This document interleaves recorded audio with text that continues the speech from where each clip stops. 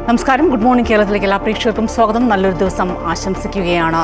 നല്ല മഴയാണ്. എല്ലാ ജില്ലകളിലും മഴ അലേർട്ടുണ്ട്. ഈ പറഞ്ഞതുപോലെ മഴക്കെടുതികൾ വലിയ രീതിയിലാണ് നമ്മളെല്ലാം ബാധിച്ചിരിക്കുന്നത്.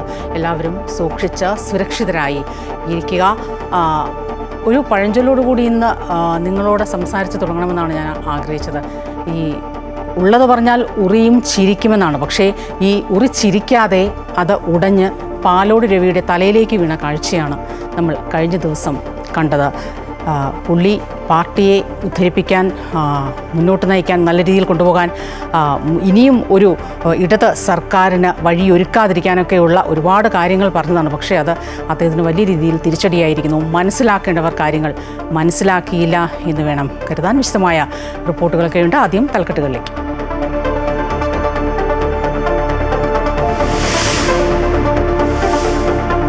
രാജിവെച്ച പാലോട് രവിക്ക് പകരം പുതിയ DCC അധ്യക്ഷനെ KPCC ഉടൻ പ്രഖ്യാപിക്കും. ചർച്ചകൾ സജീവം. M. വിൻസെന്റ്, KS ശബരിനാഥ് അടക്കമുള്ളവരുടെ പേരുകൾ പരിഗണനയിൽ. വിവാദ ഫോൺ സംഭാഷണത്തിൽ കൂടുതൽ നടപടിക്ക് സാധ്യത.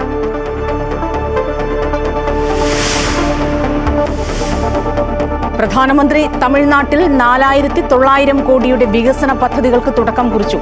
AIADMK നേതാക്കളുമായി ചർച്ച നടത്തി. ചോള രാജാവ് രാജേന്ദ്ര ചോളനുള്ള ആദരസൂചകമായി നാണയം പുറത്തിറക്കും. സംസ്ഥാനത്ത് മഴ തുടരുന്നു. 9 ജില്ലകളിൽ യെല്ലോ അലർട്ട്. 60 കിലോമീറ്റർ വേഗതയിൽ കാറ്റ് വീശാൻ സാധ്യത. കേരള തീരത്ത് മത്സ്യബന്ധനത്തിന് വിലക്ക്. മലയോര മേഖലയിലും ജാഗ്രതാ നിർദ്ദേശമുണ്ട്. കണ്ണൂരിൽ ക്വാറികളുടെ പ്രവർത്തനം നിരോധിച്ചു. വിനോദസഞ്ചാര കേന്ദ്രങ്ങൾ അടച്ചു.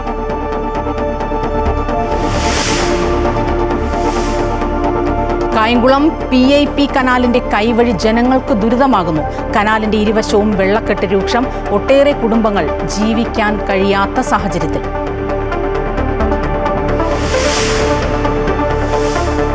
ഇംഗ്ലണ്ടിനെതിരായ 4ാം ടെസ്റ്റിൽ സമനിലയ്ക്കായി ഇന്ത്യ പൊരുതുന്നു. അർദ്ധ സെഞ്ചുറിയുമായി ശുഭ്മാൻ ഗില്ലും രാഹുലും ക്രീസിൽ. വനിതാ ചെസ് ലോകകപ്പ് ഫൈനൽ ആദ്യ മത്സരം സമനിലയിൽ. 2ാം മത്സരത്തിൽ ഇന്ത്യൻ താരങ്ങളായ ദിവ്യ ദേശ്മുഖും കൊനേരു ഹംപിയും ഏറ്റുമുട്ടും. ജയിക്കുന്നയാൾ ചാമ്പ്യൻ. വിശദമായ റിപ്പോർട്ടുകളിലേക്കാണ്. വിവാദ ഫോൺ സംഭാഷണത്തെ തുടർന്നുള്ള പാലോട് രവിയുടെ രാജിയിൽ കോൺഗ്രസ് ജില്ലാ ഘടകത്തിൽ കൂടുതൽ നടപടിക്ക് സാധ്യത. പുതിയ DCC അധ്യക്ഷനെ ഉടൻ പ്രഖ്യാപിക്കും. M. Vincent, KS Sabarinath, Sarath Chandra Prasad തുടങ്ങിയവരാണ് പരിഗണനയിൽ. അൺഫിലിറ്റ് ഡിസൂസ ചേരുകയാണ് ഏറ്റവും പുതിയ വിവരങ്ങളുമായി. അൺഫിലിറ്റ്, ഈ പാലോട് രവിയുടെ സംഭാഷണം ചെറുതായൊന്നുമല്ല കോൺഗ്രസിനെ പ്രതിസന്ധിയിലാക്കിയത്, പ്രതിരോധത്തിലാക്കിയത്. പ്രത്യേകിച്ച് തദ്ദേശ നിയമസഭാ തെരഞ്ഞെടുപ്പുകൾ അടുത്തിരിക്കുന്ന ഒരു സാഹചര്യത്തിൽ ഒരുപക്ഷെ നല്ല ഉദ്ദേശത്തോടു കൂടി പാർട്ടിയെ നല്ല രീതിയിൽ നയിക്കാൻ, നല്ല രീതിയിൽ മുന്നോട്ട് കൊണ്ടുപോകാനൊക്കെ പറഞ്ഞ കാര്യങ്ങളാണെങ്കിലും വലിയ തിരിച്ചടിയായി തന്നെ അദ്ദേഹത്തിന് മേൽ തന്നെ പതിച്ചിരിക്കുന്നു. അദ്ദേഹത്തിൻ്റെ രാജിയിൽ അത് കലാശിരിക്കുന്നു. ഒരുപക്ഷെ രാജിയോടുകൂടി ഇത് കഴിയില്ല എന്നാണ് ഞാൻ മനസ്സിലാക്കുന്നത്. ഈ ഒരു നടപടി കഴിയില്ല, അല്ലെങ്കിൽ ഒരു അച്ചടക്ക നടപടി കഴിയില്ല എന്ന് തന്നെയാണ് ഞാൻ മനസ്സിലാക്കുന്നത്. എന്താകും പാലോട് രവിക്കെതിരെ തുടർന്ന് പാർട്ടിയുടെ നീക്കം, നടപടികളൊപ്പം പാലോട് രവിക്ക് പകരം ആര് എന്ന ഒരു ചോദ്യം വരുന്നുണ്ട്. ഒരുപക്ഷെ ഈ ഓഗസ്റ്റിലുള്ള DCC പുനഃസംഘടനയിലായിരിക്കും സ്ഥിരമായ ഒരു അധ്യക്ഷനെ പ്രഖ്യാപിക്കുക. പക്ഷേ അതുവരെ ആർക്കൊക്കെയാണ് സാധ്യത?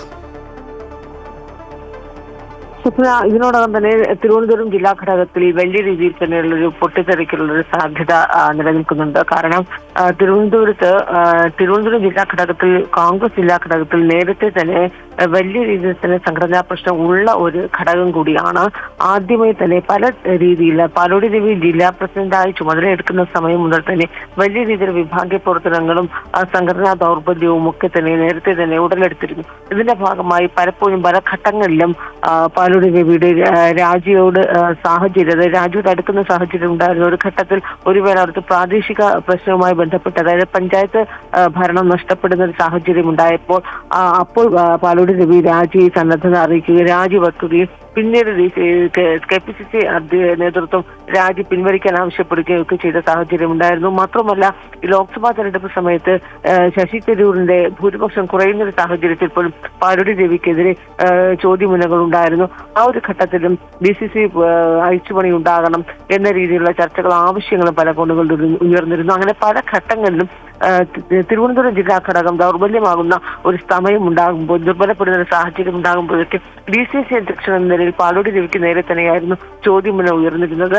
അങ്ങനെ ഇതിനോടകം തന്നെ പല വിഷയങ്ങളിൽപ്പെട്ട് പല സംഘടനാ പ്രശ്നങ്ങളിലും പെട്ട് തിരുവനന്തപുരം ജില്ലാ ഘടകം ഈ രീതിയിൽ മുന്നോട്ട് പോകുന്ന സാഹചര്യത്തിൽ ഇപ്പോൾ ഏറ്റവും പുതിയ അപ്രതീക്ഷിതമായി ഉണ്ടായിരിക്കുന്ന ഫോൺ സംഭാഷണത്തിന് പിന്നിൽ ഇപ്പോൾ ഒരു പ്രാദേശിക നേതാവായ ജലീലിനപ്പുറത്തേക്ക് കൂടുതൽ പേർ ഇതിനകത്ത് സംഘടനാ പ്രശ്നങ്ങൾ വിഭാഗീയതയുടെ പേരിൽ കൂടുതൽ പേർ ഉണ്ടായിട്ടുണ്ടോ എന്നൊരു അന്വേഷണം നടക്കും. അങ്ങനെയാണെങ്കിൽ കൂടുതൽ നടപടിക്ക് സാധ്യതയുണ്ട്.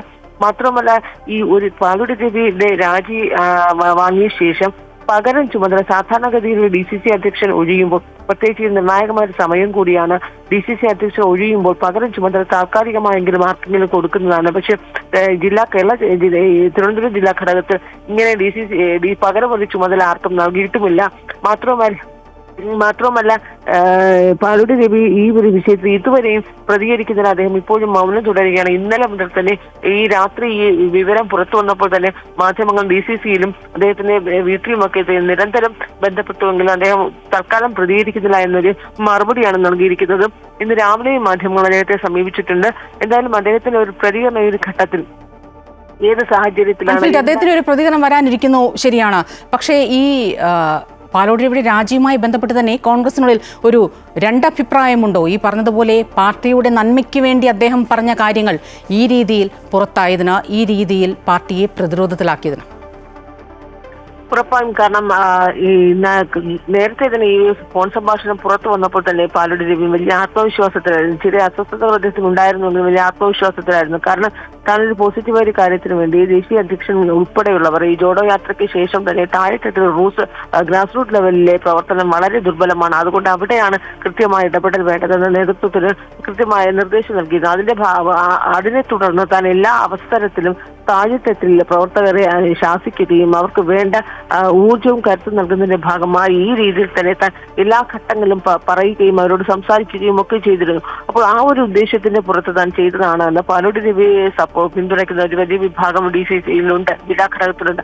അപ്പോൾ അവർ ആ ഒരു വിഭാഗം ഇപ്പോൾ ഈ അടിയന്തരമായി രാജി ചോദിച്ചു വാങ്ങിയതിൽ കടുത്ത അതൃപ്തിയിലാണ്. അതേസമയം മറുവിഭാഗം പാലോടി രവിയുടെ പ്രവർത്തനങ്ങളിൽ തുടക്കം മുതലേ അതൃപ്തിയിലായിരിക്കുന്ന ഒരു മറുവിഭാഗമുണ്ട്. ആ മറുവിഭാഗം ഇപ്പോഴും ഇതിന് പിന്നിൽ പ്രവർത്തിച്ചവർ ആരെ എന്നൊരു ചോദ്യവും സംസ്ഥാന നേതൃത്വത്തിൽ ഉയരുന്നുണ്ട്. എന്തായാലും തീർച്ചയായും വലിയൊരു പ്രതിസന്ധി തന്നെയാണ് കോൺഗ്രസിൽ ഉടലെടുത്തിരിക്കുന്നത്. പാലോടി രവിയുടെ പരാമർശവുമായി ബന്ധപ്പെട്ട് ഇത് എങ്ങനെയാണ് കോൺഗ്രസ് സോർട്ട് ഔട്ട് ചെയ്യുക എന്ന് നമുക്ക് വരും മണിക്കൂറുകളിൽ കാണാം. പാലോടി രവിയുടെ പ്രതികരണമാണ് ഇതിൽ പ്രധാനമായും അറിയാനുള്ളത്.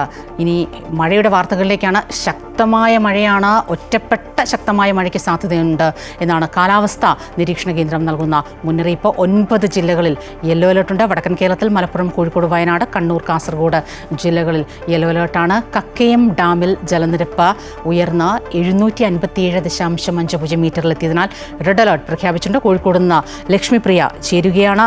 ലക്ഷ്മി, വലിയ രീതിയിൽ മഴ മുന്നറിയിപ്പ് വന്നിരിക്കുകയാണ്. ഈ പറഞ്ഞതുപോലെ വലിയ ജാഗ്രത പുലർത്തണം. പ്രത്യേകിച്ച് 60 കിലോമീറ്റർ മണിക്കൂറിൽ 60 കിലോമീറ്റർ വേഗതയിൽ കാറ്റ് എന്നൊക്കെ പറയുമ്പോൾ നമുക്കറിയാം മരങ്ങൾ വീണും മറ്റുമൊക്കെ ഒരുപാട് അപകടങ്ങളൊക്കെ ഉണ്ടാകുന്ന ഒരു സാഹചര്യം കൂടിയാണ്. ഒപ്പം വലിയ മഴയിൽ വെള്ളക്കെട്ടുകൾ രൂപപ്പെടുന്ന മഴക്കെടുതിയാണ് താങ്ങാവുന്നതിനപ്പുറം. എന്തൊക്കെയാണ് ഇന്ന് വന്നിരിക്കുന്ന അറിയിപ്പ്? വടക്കൻ കേരളത്തിൽ അതിശക്തമായ മഴയ്ക്ക് സാധ്യതയുണ്ടെന്ന് തന്നെയാണ് കാലാവസ്ഥാ നിരീക്ഷണ കേന്ദ്രത്തിന്റെ മുന്നറിയിപ്പ്. മലപ്പുറം മുതൽ കാസർഗോഡ് വരെയുള്ള ജില്ലകളിൽ ഇപ്പോൾ യെല്ലോ അലേർട്ട് പ്രഖ്യാപിച്ചിട്ടുണ്ട്. അതുപോലെ തന്നെ കക്കയം ഡാം തുറന്നിട്ടുണ്ട് എന്നുള്ള പുതിയ വാർത്ത ഇപ്പോൾ പുറത്തു വരുന്നുണ്ട്. ഏതായാലും കോഴിക്കോട് പല ഭാഗങ്ങളിൽ വലിയ രീതിയിലുള്ള നാശനഷ്ടങ്ങൾ റിപ്പോർട്ട് ചെയ്യുന്നുണ്ട്. വിലങ്ങാടും അതുപോലെ തന്നെ കുറ്റ്യാടിയിലും മരങ്ങൾ വീണ് നിരവധി വീടുകൾ തകർന്നിട്ടുണ്ട്. അതുപോലെ തന്നെ പോസ്റ്റുകൾ വീണ് ഒരു കാറും അതുപോലെ തന്നെ ലോറിയും തകർന്ന ഒരു കാഴ്ച നമുക്ക് കാണാൻ സാധിച്ചിട്ടുണ്ട്. കഴിഞ്ഞ ദിവസം കട്ടിപ്പാറയിൽ മണ്ണിടിച്ചിലുണ്ടായതിനെ തുടർന്ന് 21 കുടുംബങ്ങളെ കഴിഞ്ഞ ദിവസം തന്നെ മാറ്റി പാർപ്പിച്ചിരുന്നു. ഏതായാലും ജില്ലാ ഭരണകൂടങ്ങൾ വലിയ അതീവ ജാഗ്രതയിൽ തന്നെയാണുള്ളത്. അതേസമയം വടക്കൻ കേരളത്തിൽ 60 മീറ്റർ വരെ വേഗതയിൽ കാറ്റ് വീശാൻ സാധ്യതയുണ്ട്. ഇത്തരത്തിൽ വലിയ രീതിയിലുള്ള നാശനഷ്ടങ്ങളാണ് ഈ ജില്ലകളിലെല്ലാം റിപ്പോർട്ട് ചെയ്യുന്നത്. വയനാട് ജില്ലകളിലേക്ക് വരികയാണെങ്കിൽ ഇവിടെ പല പുഴകളും കരകവിഞ്ഞൊഴുകുന്ന ഒരു സാഹചര്യമുണ്ട്. അതുപോലെ തന്നെ മാനന്തവാടി താഴേക്കുള്ള റിസോർട്ടുകൾക്കും അതുപോലെ തന്നെ ഹോം സ്റ്റേകൾക്കും പ്രവർത്തനം ഇന്നലെ തന്നെ നിരോധിച്ചിട്ടുണ്ടായിരുന്നു. അതുപോലെ തന്നെ കണ്ണൂരിൽ ക്വാറിയുടെ പ്രവർത്തനം നിരോധിച്ചിട്ടുണ്ട്. അതുപോലെ തന്നെ ഇവിടെയുള്ള വിനോദസഞ്ചാര കേന്ദ്രങ്ങളും അടച്ചിട്ടുണ്ട്. അതേസമയം വയനാട് ജില്ലയിലെ ട്യൂഷൻ സെൻ്ററുകൾക്കും അതുപോലെ തന്നെ സ്പെഷ്യൽ ക്ലാസ് മതപഠന ക്ലാസ്സുകൾക്കെല്ലാം ഇന്ന് അവധിയാണ്. ഏതായാലും പല ജില്ലകളിൽ നിന്ന് വലിയ രീതിയിലുള്ള നാശനഷ്ടങ്ങൾ റിപ്പോർട്ട് ചെയ്യുന്നുണ്ട്. ഏതായാലും 60 മീറ്റർ വേഗതയിലുള്ള ശക്തമായ കാറ്റിനും ഈ ജില്ലകളിൽ സാധ്യതയുണ്ടെന്നാണ് ഇപ്പോൾ ലഭിക്കുന്ന വിവരം. സ്വപ്ന. ലക്ഷ്മിപ്രിയാണ് വിവരങ്ങൾ നൽകിയത്. കർക്കിടകം തിമിർത്ത് പെയ്യുകയാണ്, പ്രത്യേകിച്ച് നല്ല രീതിയിൽ കാറ്റടിക്കുന്നുണ്ട്. എല്ലാവരും സൂക്ഷിച്ച് സുരക്ഷിതരായിരിക്കുക. ഈ മഴയൊക്കെ പെയ്യുമ്പോൾ കാറ്റടിക്കുമ്പോഴൊക്കെ വലിയ മരങ്ങളുടെയൊക്കെ കീഴിൽ അഭയം തേടുന്ന ഒരുപാട് പേരുണ്ട്. അവരൊക്കെ പ്രത്യേകിച്ച് സൂക്ഷിക്കുക. നമുക്ക് അറിയാൻ സാധിക്കും അത്തരത്തിലുള്ള മരങ്ങളും കാര്യങ്ങളൊക്കെ നമ്മൾ മുൻപ് തന്നെ പലതവണ നോട്ടീസ് ചെയ്തിട്ടുള്ളതായിരിക്കും. തീർച്ചയായും അത്തരമുള്ള സാഹചര്യങ്ങളൊക്കെ ഒഴിവാക്കി വെള്ളക്കെട്ട്, അതുപോലെ പഴയ കെട്ടിടങ്ങൾ, അതിൻ്റെ ചുമരുകൾ, മതിലുകൾ ഇതിലൊക്കെ ചാരി അല്ലെങ്കിൽ ചേർന്നൊക്കെ നിൽക്കുന്നവർ എല്ലാവരും സൂക്ഷിച്ച് സുരക്ഷിതരായിരിക്കുക. കോഴിക്കോട് വിലങ്ങാട് വീശിയടിച്ച ചുഴലിക്കാറ്റിൽ വൻ നാശനഷ്ടമാണ് റിപ്പോർട്ട് ചെയ്യുന്നത്. പാറക്കടവ്, വാണിമേൽ, മൊകേരി, നാദാപുരം ഭാഗങ്ങളിലും ഇന്ന് പുലർച്ചെയോടെ ഉണ്ടായ ചുഴലിക്കാറ്റിൽ പ്രദേശത്തെ നിരവധി മരങ്ങൾ കടപുഴകി വീണു. നാദാപുരം മേഖലയിൽ 3 വാർഡുകളിലായി 15ഓളം വീടുകൾക്കാണ് കേടുപാടുകൾ സംഭവിച്ചിട്ടുള്ളത്. കാസർഗോഡ് കനത്ത മഴയാണ്.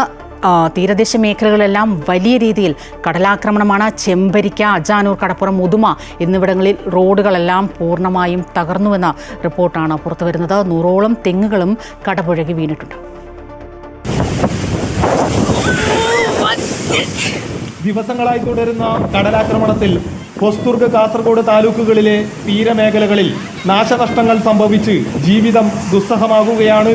ഉപ്പള, ബേരിക്കയിലും പെരിങ്ങടിയിലും തീരദേശ റോഡ് 1.5 കിലോമീറ്ററോളം തകർന്നു. കാഞ്ഞങ്ങാട്, അജാനൂർ, ഉദുമയിലെ ജന്മ, കടപ്പുറം എന്നിവിടങ്ങളിലും തീരദേശ റോഡ് തകർന്നിട്ട് ദിവസങ്ങളായി. അജാനൂർ കടപ്പുറത്ത് ഫിഷ് ലാൻഡിംഗ് സെന്ററും തകർച്ചാ ഭീഷണി നേരിടുകയാണ്. ജന്മ, കടപ്പുറം മുതൽ നാർച്ചിക്കുണ്ട് വരെയുള്ള തീരമേഖലയിൽ 100-ലധികം തെങ്ങുകൾ തിരയടിച്ചിലിൽ കടപുഴകി വീണതിന്റെ സങ്കടത്തിലാണ് പ്രദേശവാസികൾ. യാത്രാ ദുരിതത്തിന് ഇടയാക്കും വിധത്തിൽ റോഡുകൾ തകർന്നിട്ടും അധികൃതർ തിരിഞ്ഞു നോക്കുന്നില്ല.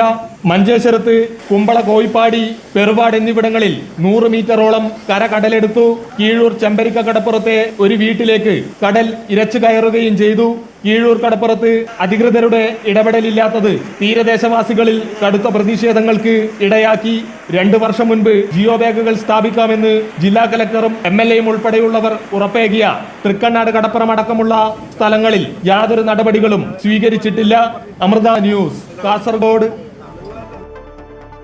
വലിയ കാറ്റും മഴയും ഒക്കെയായി, കടൽക്ഷോഭവും ഒക്കെയായി മത്സ്യബന്ധനത്തിന്, മീൻപിടുത്തത്തിനൊക്കെ വിലക്ക് ഏർപ്പെടുത്തുമ്പോൾ വല്ലാതെ പ്രതിസന്ധിയിലാകുന്നത് ഒരു വിഭാഗമാണ് മത്സ്യത്തൊഴിലാളികൾ. ഈ സർക്കാർ പ്രഖ്യാപിച്ച ധനസഹായം, ഭക്ഷ്യക്കിറ്റ് ഇതൊന്നും ആർക്കും വേണ്ട രീതിയിൽ കൃത്യമായി ലഭിക്കുന്നുമില്ല. തീരദേശ വാർഡുകളെ മാത്രം തരംതിരിച്ച് ഓരോ വാർഡിലെയും വോട്ടർ പട്ടികയിൽ അധികമായി വോട്ടർമാരുടെ എണ്ണം കൂട്ടിയതും തീരദേശ ജനതയ്ക്ക് തിരിച്ചടിയായിട്ടുണ്ട്. അതിമനോഹരമായ മണൽത്തിട്ടകളിലേക്ക് അടിച്ചു കയറുന്ന തിരമാലകൾ, അനന്തതയിലേക്ക് അതിവിശാലമായ തിരക്കൈകൾ നീട്ടി ആരെയും മോഹിപ്പിക്കുന്ന കടൽ. അങ്ങനെ കടലെന്ന് കേൾക്കുമ്പോൾ നമുക്ക് ഓർമ്മ വരുന്ന ചിത്രങ്ങൾ പലതാണ്. തീരദേശവാസികൾക്ക് കടൽ അന്നവും ജീവിതമാർഗവും ഉറപ്പു നൽകുന്നവളാണ്. എന്നാൽ നമ്മൾ ഓർക്കുന്ന മനോഹാരിതയൊന്നും അവർ കാണുന്ന കടലിനില്ല. തുടർച്ചയായി ഉണ്ടാകുന്ന കടലാക്രമണങ്ങൾക്ക് മുന്നിൽ ഇനി എന്ത് എന്നറിയാതെ പകച്ചു നിൽക്കുകയാണ് തീരദേശ ജനത.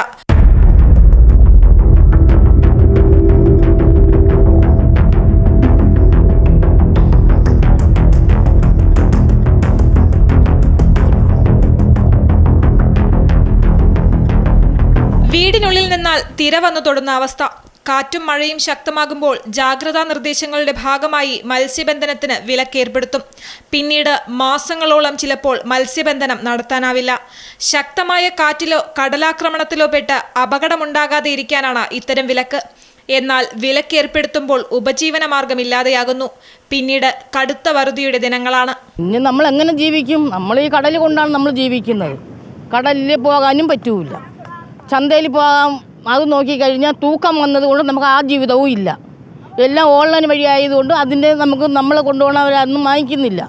പിന്നെ എന്ത് ചെയ്യും? നമ്മളെങ്ങനെ ജീവിക്കും? നിങ്ങൾ ധനസഹായം തരുമെന്ന് പറഞ്ഞാൽ ഈ വാഗ്ദാനങ്ങൾ മാത്രമേ ഉള്ളൂ.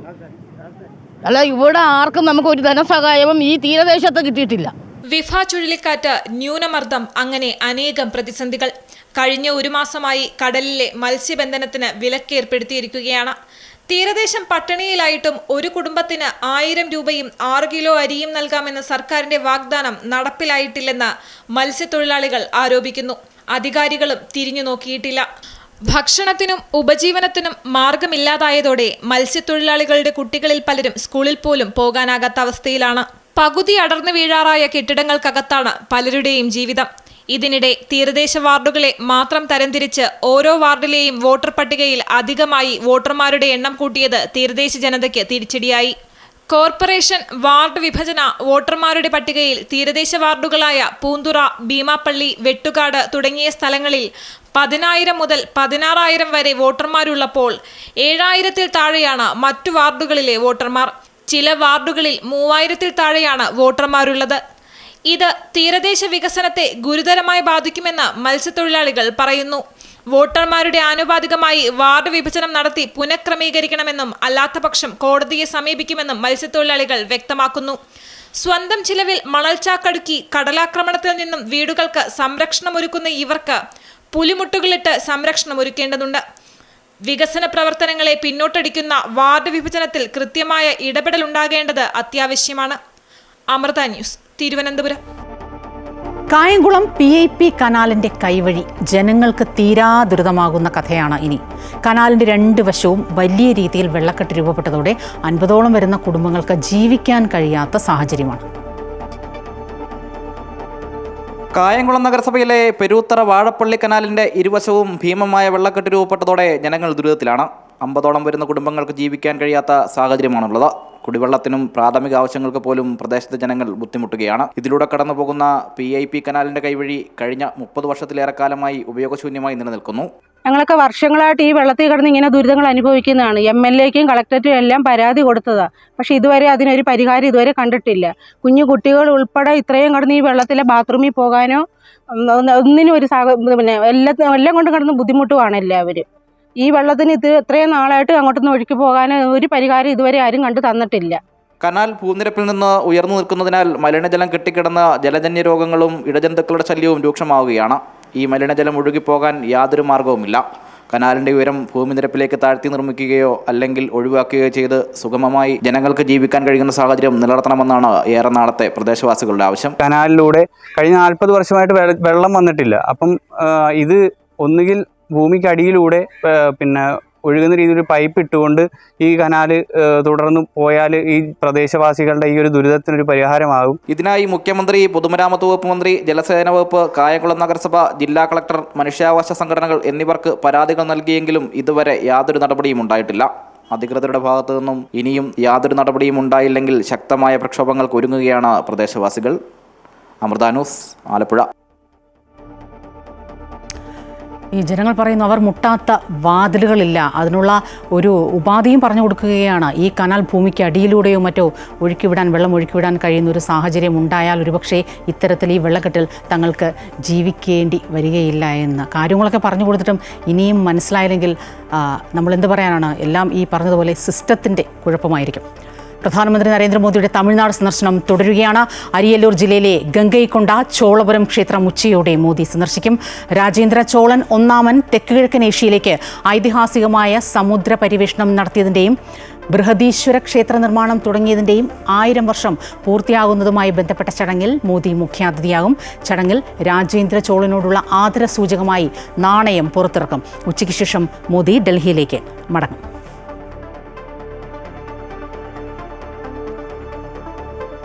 രാമ രാമ രാമ രാമ രാമ രാമ പാഹി മാം.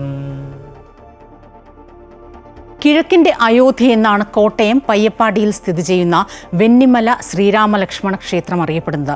ക്ഷേത്രഭൂമിയും ഇവിടുള്ള കപിലഗുഹയും തീർത്ഥക്കുളവുമൊക്കെ വിശ്വാസവും ഐതിഹ്യവുമായി ബന്ധപ്പെട്ടതാണ്.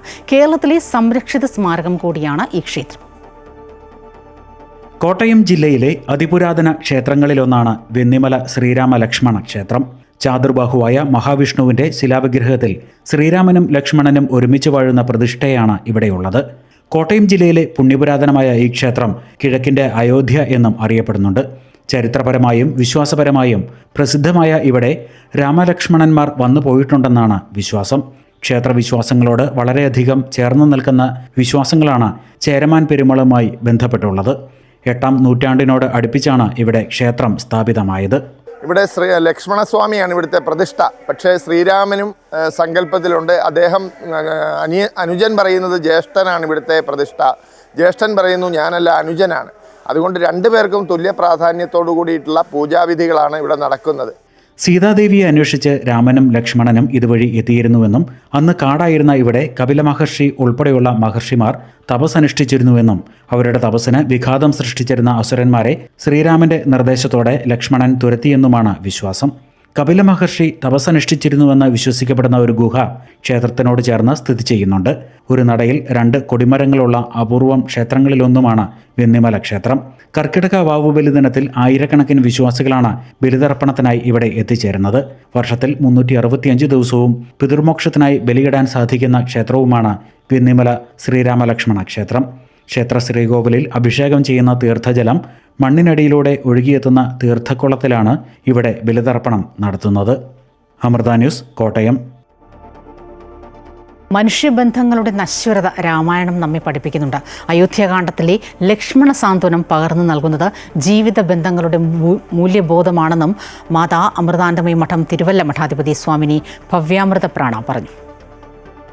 ശ്രീരാഘവം ദശരഥാത്മജമപ്രമേയം സീതാപതിം രഘുകുലാന്വയരത്നദീപം ആജാനുബാഹുമരവിന്ദദളായദാക്ഷം രാമം നിശാചരവിനാശകരം നമാമി.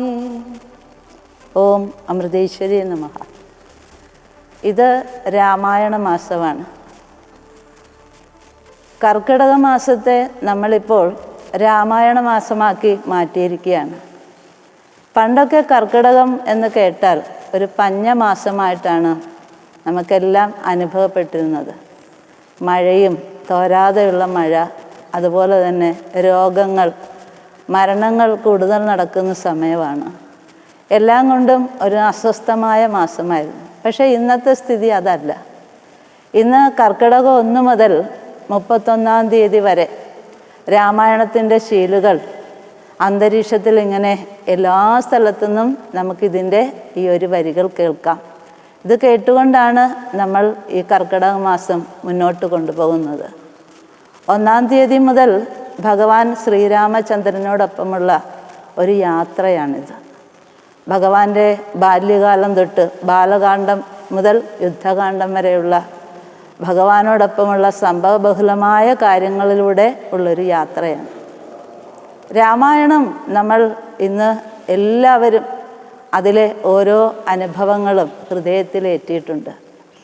ശരിക്കും പറഞ്ഞാൽ രാമായണത്തിലെ ഓരോ അനുഭവങ്ങളിലൂടെയും മനുഷ്യർ കടന്നു പോകുമ്പോൾ അത് നമ്മുടെ ദൈനംദിന ജീവിതവുമായിട്ട് ബന്ധപ്പെടുത്തി നോക്കുമ്പോൾ ഒരുപാട് സന്ദേശങ്ങൾ നമുക്കതിനകത്തുനിന്ന് ഉൾക്കൊള്ളാൻ പറ്റുന്നുണ്ട്.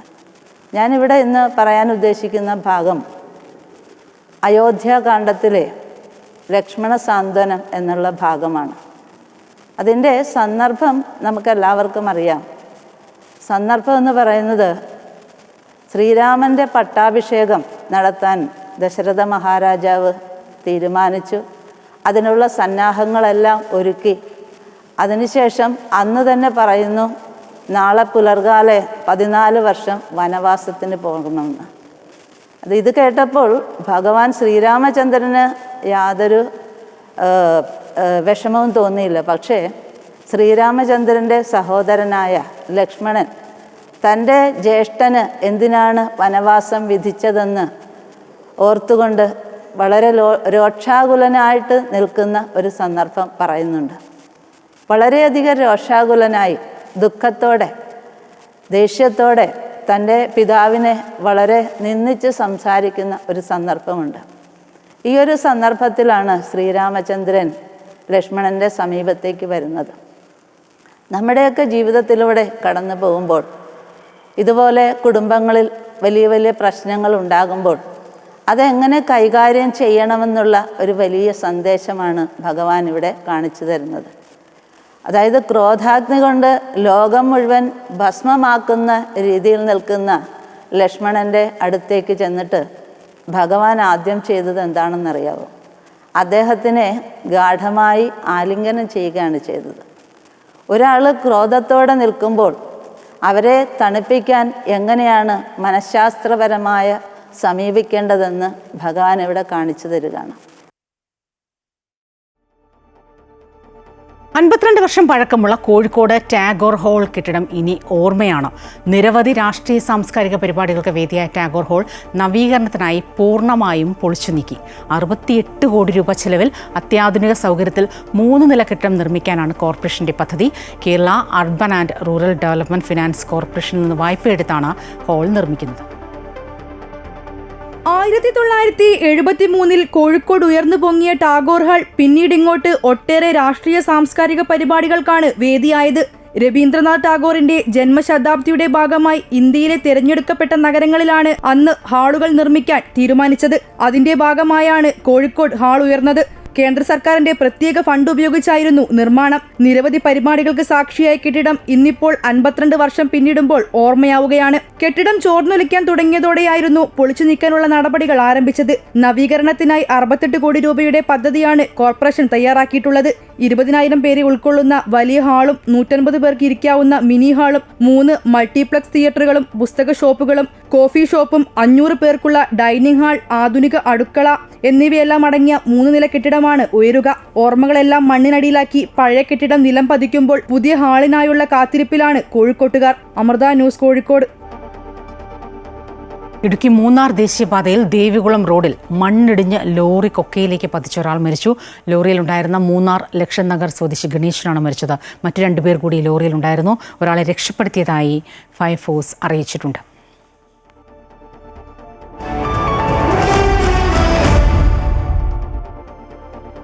ഇടുക്കിയുടെ സുഗന്ധവ്യഞ്ജന പെരുമ ഇനി യൂറോപ്യൻ വിപണിയിൽ കൂടുതൽ തിളങ്ങും.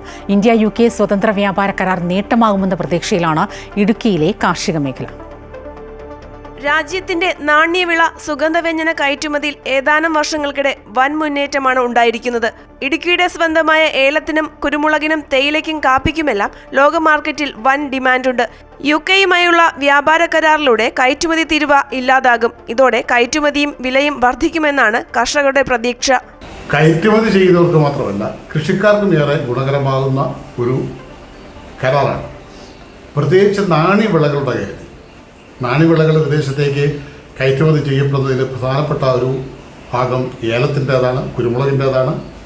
ഏലവും കുരുമുളകും ഒക്കെ ഏറെ കൃഷി ചെയ്യപ്പെടുന്ന ഒരു ജില്ലയെന്ന നിലയിൽ അത് ജില്ലയിൽ നിന്നുള്ള കൃഷിക്കാർക്ക് ഏറെ ഗുണകരമാകുന്ന ഒരു കരാറാണ്. ഏലത്തിന്റെ പ്രധാന വിദേശ വിപണി അറേബ്യൻ രാജ്യങ്ങളാണ്. എന്നാൽ UK അടക്കമുള്ള രാജ്യങ്ങളിൽ കാർഡമം ഓയിൽ അടക്കമുള്ള മൂല്യവർദ്ധിത ഉൽപ്പന്നങ്ങൾക്ക് മികച്ച ഡിമാൻഡുണ്ട്. സ്പൈസസ് സെക്ടറിൽ ഇത് വലിയൊരു നാഴികക്കല്ല് തന്നെയാണ്. കൂടുതൽ ഓപ്പർച്യൂണിറ്റീസ് കിട്ടും എക്സ്പോർട്ടേഴ്സിനും, അത് കർഷകരിലും വലിയൊരു ഉണർവുണ്ടാക്കും തീർച്ചയായും. കേരളത്തിൽ നിന്നുള്ള വിദേശ കയറ്റുമതിയിൽ 4%-ലേറെ സുഗന്ധവ്യഞ്ജനങ്ങളാണ്. ഇതിൽ ഭൂരിഭാഗം ഇടുക്കിയുടെ സംഭാവനയാണ്. അമൃത ന്യൂസ്, ഇടുക്കി. പ്രശസ്ത സ്മാർട്ട് ഫോൺ ബ്രാൻഡായ റിയൽമിയുടെ ഏറ്റവും പുതിയ 15 സീരീസിന്റെ ഒഫീഷ്യൽ ലോഞ്ച് കൊല്ലം MyG ഷോറൂമിൽ നടന്നു. പ്രശസ്ത സിനിമാ താരം ഹണി റോസ് ലോഞ്ചിങ് നിർവഹിച്ചു. മികച്ച ഫീച്ചറുകളുമായാണ് റിയൽമി 15 സീരീസ് വിപണിയിലെത്തിയിരിക്കുന്നത്. റിയൽമി 15, 15 Pro എന്നിങ്ങനെ 2 5G ഫോണുകളാണ് ഈ സീരീസിൽ വരുന്നത്. ലോഞ്ചിൽ പങ്കെടുത്ത 2 പേർക്ക് നറുക്കെടുപ്പിലൂടെ സൗജന്യ സ്മാർട്ട് ഫോൺ സമ്മാനമായി നൽകി. ചടങ്ങിൽ MyG, റിയൽമി പ്രതിനിധികളും പങ്കെടുത്തു.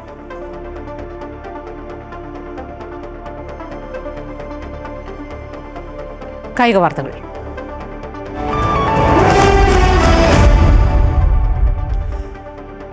ഇംഗ്ലണ്ടിനെതിരായ 4ാം ടെസ്റ്റിൽ സമനിലയ്ക്കായി ഇന്ത്യ പൊരുതുന്നു. 2ാം ഇന്നിംഗ്സിൽ ഇന്ത്യ 2 വിക്കറ്റിന് 174 റൺസ് എന്ന നിലയിലാണ്.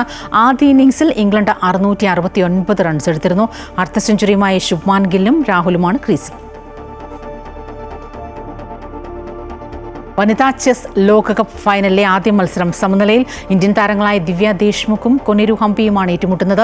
കലാശപ്പോരാട്ടത്തിൽ ഇരുവരും കടുത്ത മത്സരമാണ് കാഴ്ചവെച്ചത്. ഇരുവർക്കും 1/2 പോയിന്റ് വീതം ലഭിച്ചു. ഇന്നും സമനില തുടർന്നാൽ തിങ്കളാഴ്ച നടക്കുന്ന ടൈ ബ്രേക്കറിലൂടെ ജേതാവിനെ കണ്ടെത്തും.